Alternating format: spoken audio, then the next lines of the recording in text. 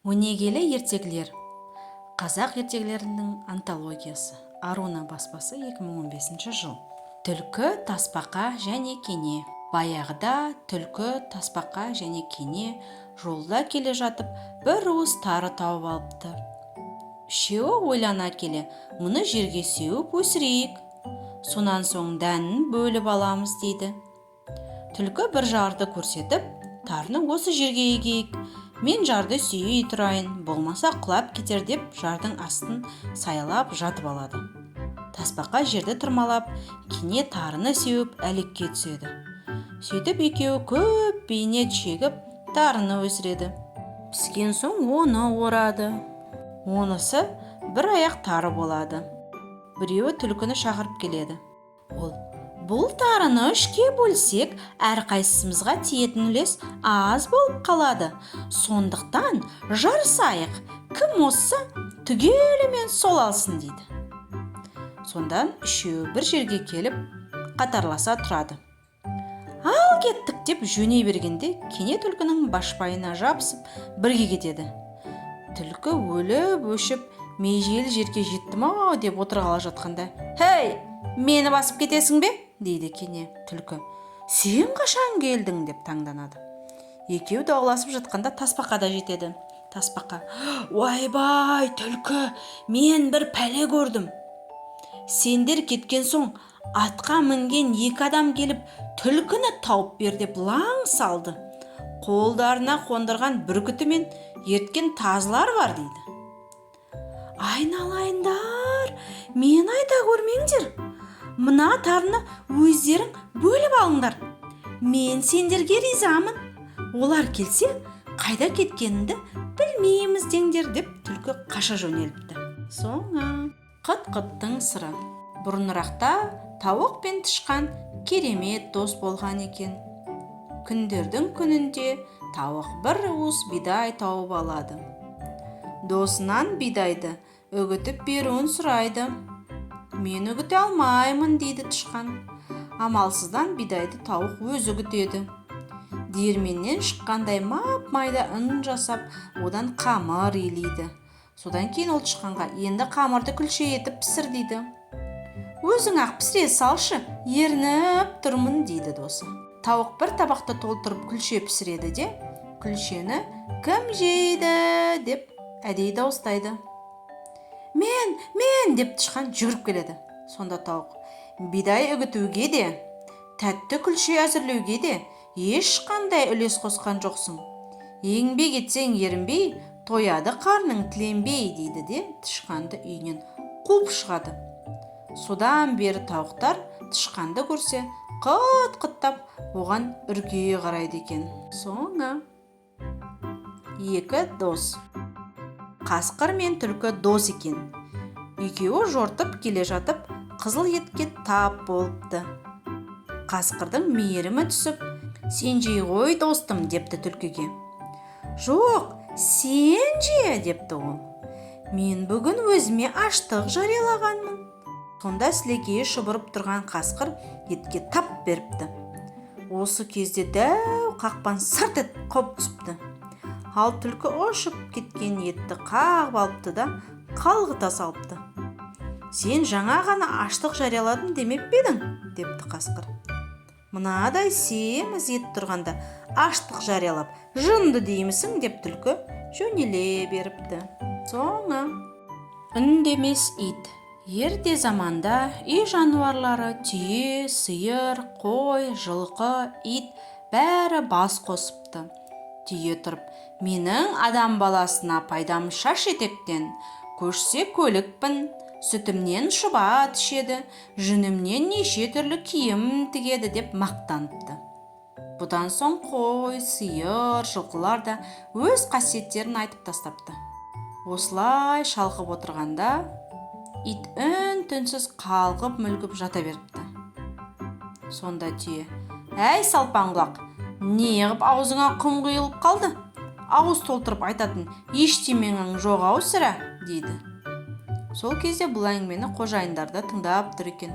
«Ит болмағанда ол сендерді күзетпегенде, қасқыр бәріңнің де түбіңе жетер еді» депті ол. Бұл жөн сөзге жануарлар сөз қайтара алмай қалыпты. Соңы. Түйені көрсе, жылқы неге қалтырайды? Ертеде жылқы күнге қарап, «О, барлық жан-жануарларға тіршілік сыйлаған қайырымды күн! Мені жануарлардың ішіндегі ең сұлуы деседі жұрт. Солай екенін өзім де сеземін. Сонда да кейбір дене мүшелерімді бұдан да әдемірек етуге болмас па екен-ау» дейді. «Сонда қай жеріңді түзегің келеді?» деп сұрайды күн күлімсіреп.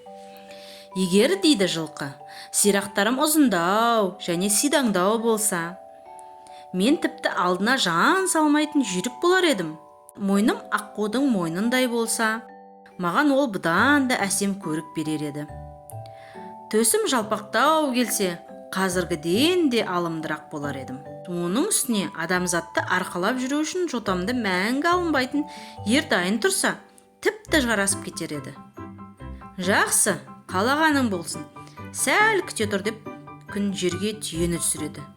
Денесі алпамсадай, тұрқы арбиған жануарды көрген жылқы әрі қорыққаннан, әрі жиркенгеннен қалшылдап қоя береді.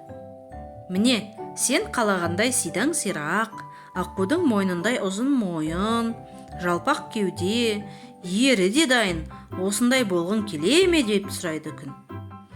«Жоқ» дейді жылқы тілі күрмеліп. «Ендеше жөніңді біл» дейді күн жылқыға. «Саған өз бітімің жарасады, әркім өз қасиетін бағалауы тиіс». Содан бері жер бетінде түйе де өніп өсе бастайды. Ал жылқы болса, түйені көрген сайын әлі күнге дейін денесі дір ете түсіп, қалтырай бастайды екен. Соңы. Кәрі қасқыр, арық саулық, қотыр ешкі. Кәрі қасқыр, арық саулық, қотыр ешкі үшеуі кездесіп қалып, әр қайсысы өз бастарындағы мұңын айтысыпты. «Үшеуміз де дімкес, ғаріп жандар екенбіз. Бірігіп жүріп күн көрейік. 3 шарты қосылсақ, бір бүтін ғұрлы күнелтерміз» депті қасқыр. «Бүтін тапсақ бөліп жейік, жарты тапсақ жарып жейік» депті қой.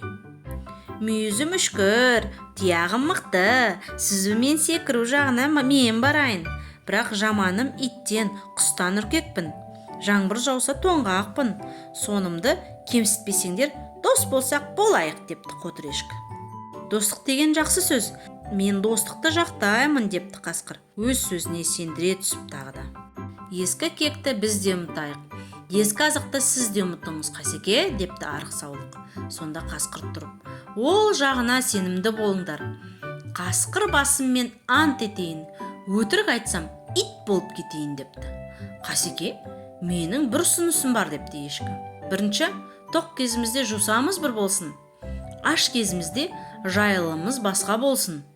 Екінші, кім не тапса да ауыз тиместен әкеліп ортаға салсын. Үшінші, табылған азық азды көпті болса да үшеумізге бірдей бөлінсін. Осы сертімізді бұзғанымызды адам атсын» дейді. Сонымен олар осы сөзге уағда жасап ант етісіпті. Бір күні 3 дос азық іздеп 3 бағытқа кетеді. Қой бір сабақ бүлдірген, ешкі бір үзім алма тауып алып қасқырға келсе, ол бір тышқанды жаңа ғана жегелі жатыр екен. «Қасеке, тапқан таянғанымыз осақ болды. Ал енді өзіңіз 3-ке бөліп бере қойыңыз. Жасы үлкеніміздесіз» депті қой мен ешкі. «Мінеки, шын адалдық, анық достық, әпкел бері» деген қасқырға қоңыр қой қолындағы бүлдіргенін сатау беріпті. Ашқарақ қасқыр бүлдіргенді қағып салыпты. «Ой, Қасеке-ау, бұныңыз қалай?» «Ой, әттеген-ай, мен әлгі сендер жемейтін ет екен деп қалыппын. Ол түскірің мынау екен ғой» деп алдында жатқан тышқанды да қылғып салыпты. Мұны көріп тұрған қотыр ешкі: «Туй саған оңбаған» деп бір пысқырыпты да алманы жұлақ ашып жартасқа бір-ақ секіріпті. Ешкінің қылығына ашуы келген қасқыр арс етіп алдында тұрған арық саулықты бас салып жұмалай бастапты. «Ой, тақсыр-ау, Қасеке-ау, уағдамыз қайда? Дос емес педік» деп саулық 4 аяғын көкке көтеріп араша сұрапты. «Уағданы бұзған өздерің, әкеліп берген олжаларыңды қызғанған да сендер. Андатқан деген осы» деп қойдың кеңірдегіне аузын сала бергенде, манадан аңдып тұрған мерген қойшы шеті мылтығын басып қалыпты. озбыр қасқыр омақаса құлапты. Ел аузында қалған ешкінің жусауы бір болса да жайлауы басқа, қасқыр мен қой жолдас болмас деген мәтел сөздер осыдан қалыптымыз. Соңы мысық тышқан мен торғайға неге өш? Ертеде мысық, тышқан және торғай өте тату тұрыпты. Басқа аң құстар олардың достығына қызығып та, қызғанып та қарайды екен. Күндердің күнінде қылышын сүйретіп қыс келеді.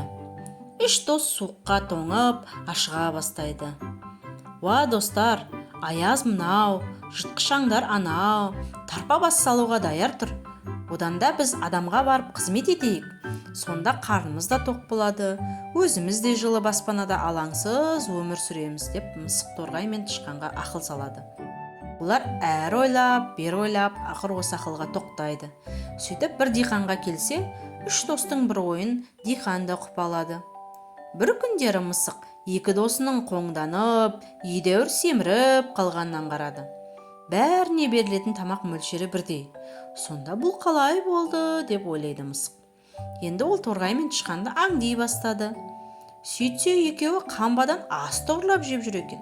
Жақсылыққа жамандық жасаған достарына ол қатты ашуланады. Арқа жүні күдірейіп, көзінен от шашып, тышқан мен торғайға қарай атылады. Торғай сәл ашық тұрған есіктен лып етіп шығып, ұшып кетеді. Тышқан көп тесіктің біріне зып беріп құтылады. Содан бері торғай мен тышқан мысықтың атау жаулары болған екен. Соңы бұлбұл мен тоқылдақ. Аяғда құс атаулы сайрай білмейді екен. Бірде олар алыс шақарда құстарға ән салуды үйрететін өнерлі қария тұрады дегенді естиді. Құс патшасы мәртебелі қыран тоқылдақ пен бұлбұлды ән үйреніп келіңдер деп сол қалаға аттандырады. Ең айтулы әнші атануға асыққан тоқылдақ қарияға бірінші болып жетеді. Сол бойда есікті де қақпастан кіріп келеді. Амандасу жайына қалып, өктем үнмен бұйыра сөйлейді. Әй шал, маған ән салуды үйрет, тез, тосып тұруға уақытым жоқ дейді. Нағыз әнші әдепті болу керек қой. Қария сондықтан оны әуелі әдептілікке баулуды жөн көреді. Сөйтіп тоқылдақты сыртқа шығарып, есік қағуды үйретеді. Түсінікті, ән деген қиын емес екен ғой. Үйреніп алдым деп тоқылдақ кері қарай ұша жөнеледі. Тезірек барып, мынадай өнерімен ормандағы аң құстарды таң қалдырмақ болады. Бұлбұл титімдей қанаттарын баяу қағып, қартқа кешірек жетеді. Есікті жайлап қағып, сәлемдесіп, ән салуды үйренгісі келетінін айтады. Қарияға кішкентай құс қатты ұнайды. Оған бір ықыласын салып, тамылжытып ән салуды үйретеді. Содан бастап бұлбұл ең керемет әнші құс атаныпты. Ал тоқылдақ менен асқан әнші жоқ деп ойлайды екен.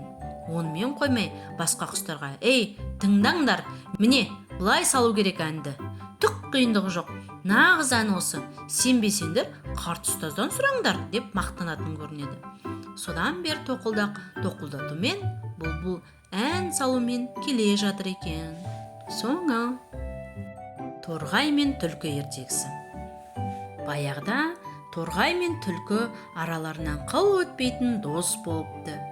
Бірде түлкі сөз бастап: "Торғай бауырым, екеуміз бірлесіп егін ексек қайтеді" депті. Сөйтіп олар егін егіпті. Егіндері жайқалып, бітік шығыпты. Бір күні еккендерін орып, жинап алу үшін екеуі таң сәріден тұрып, егістікке келеді.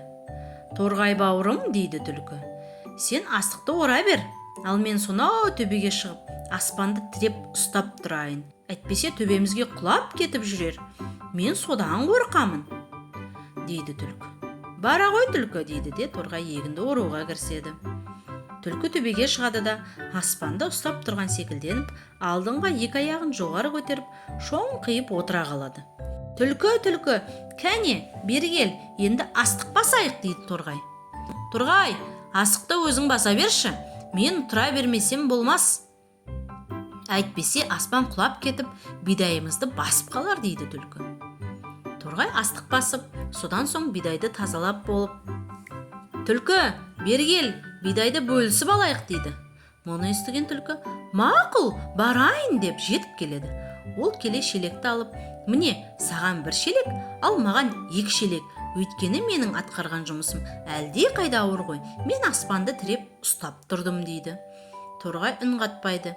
Өзінің еншісіне тиген бидайды алады да бас ауған жаққа кете барады.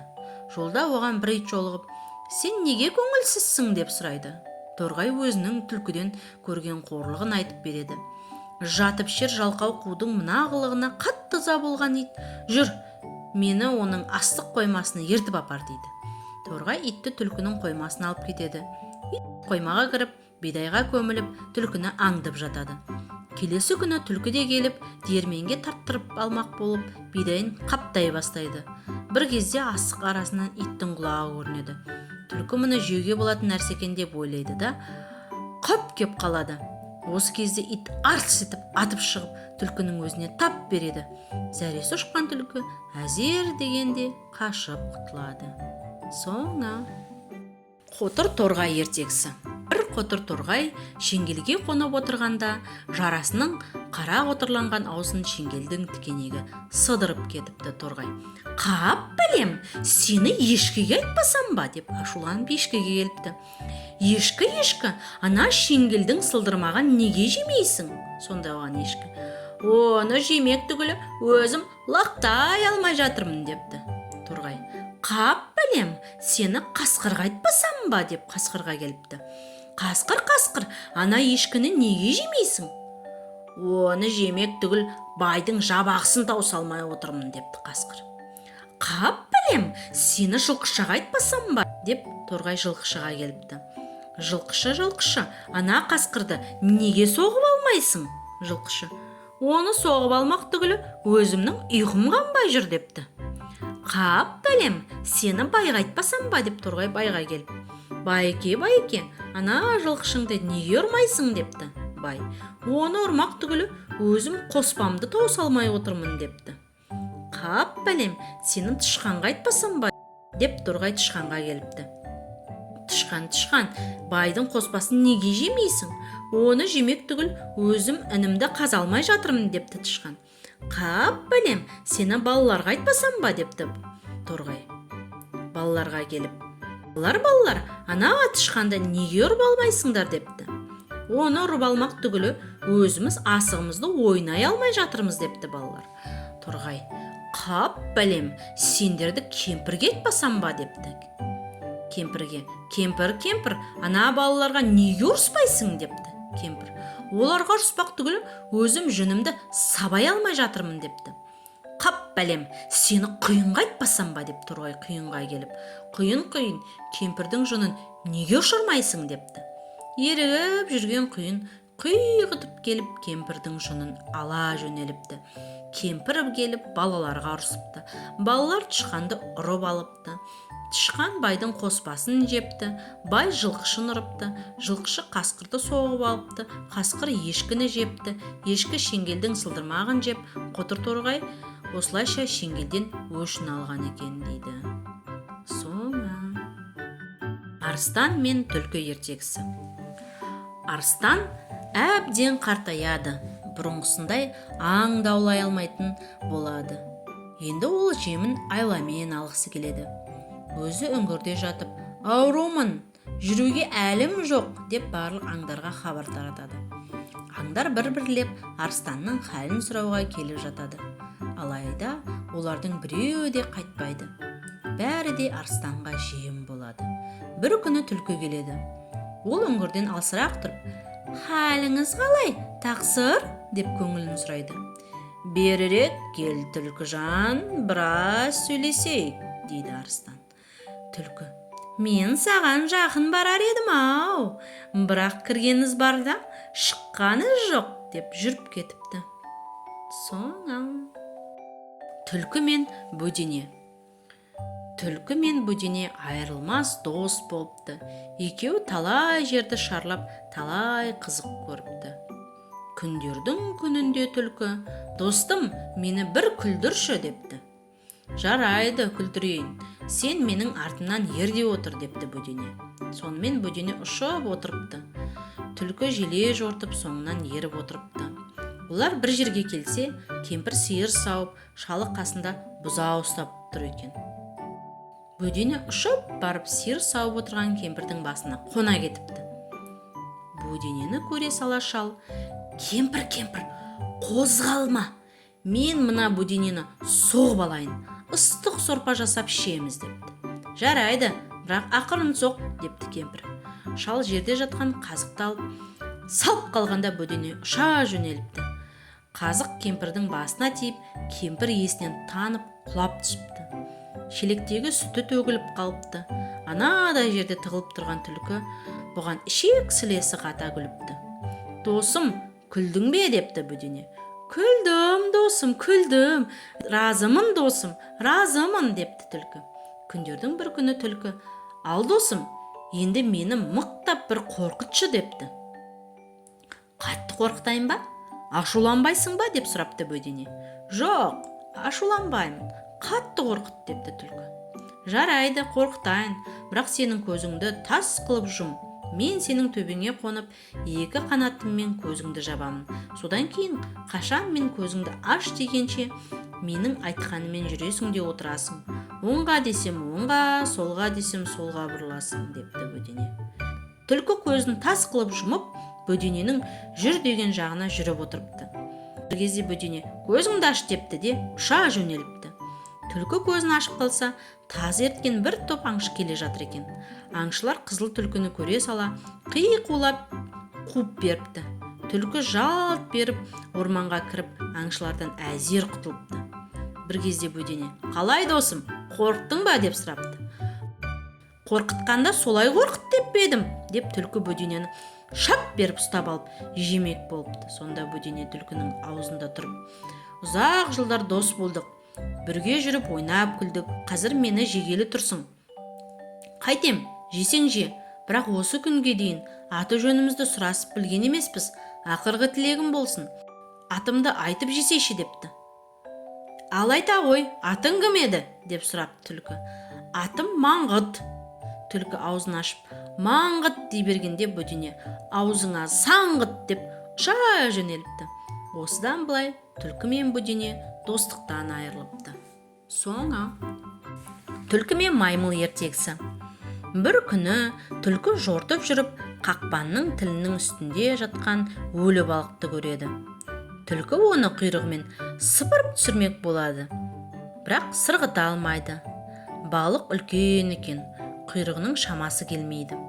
Балықты алып жей алмағаннан ызаланып, жортып келе жатса, алдынан бір маймыл ұшырайды. Түлкі маймылды көре сала басын иіп, құйрығын бұлғаңдатып, ыржаңдап күліп сәлем береді.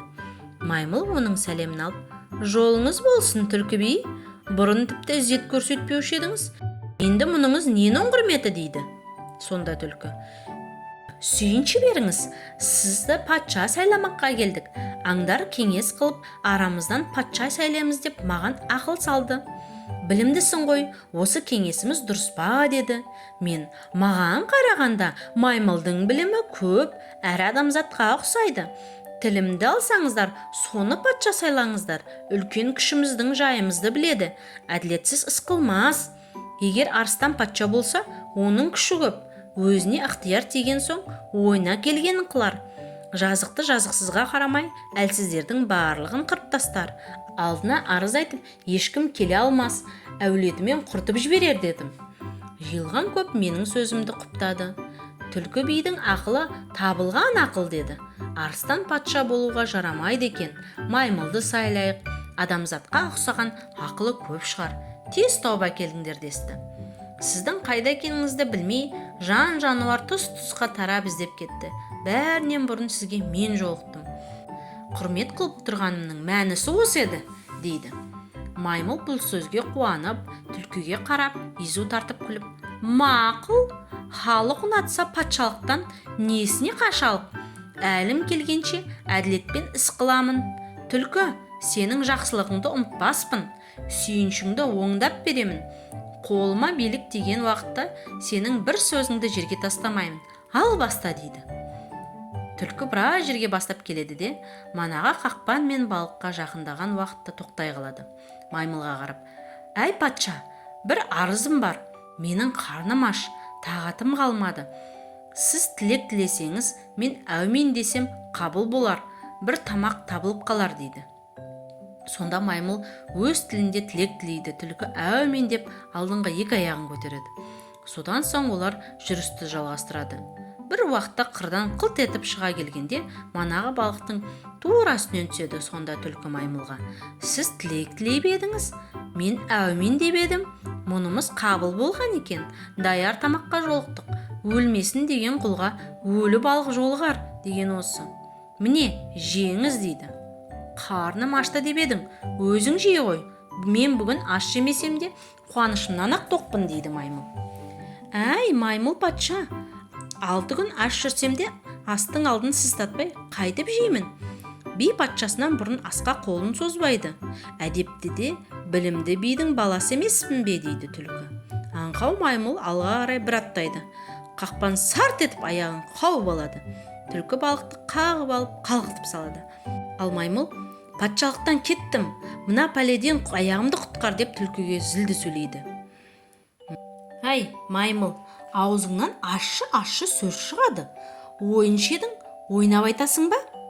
Жоқ, әлде шындап айтасың ба? Амалды сөкпе, абыройды төкпе. Арыстаннан сені жақсы деп келгенімде ахуалың осы ма еді? Алуан екі бақ бар. Бірі бастан, екіншісі аяқтан қонады. Маймыл еке, мәнісі осылай болды. Аяғынан қан ақса да отыр. Қақпанға сені патша қылдым. Қайыр, қош бол, патшалығың баянды болсын деп жөнеле береді. Соңы. Балаларға арналған қазақша контентті қолдай кетіңіз. Ол үшін арнамызға тіркеліп, жүрекшені басып, пікір қалдырыңыз. Өзіңіздің достарыңызбен бөлісіңіз.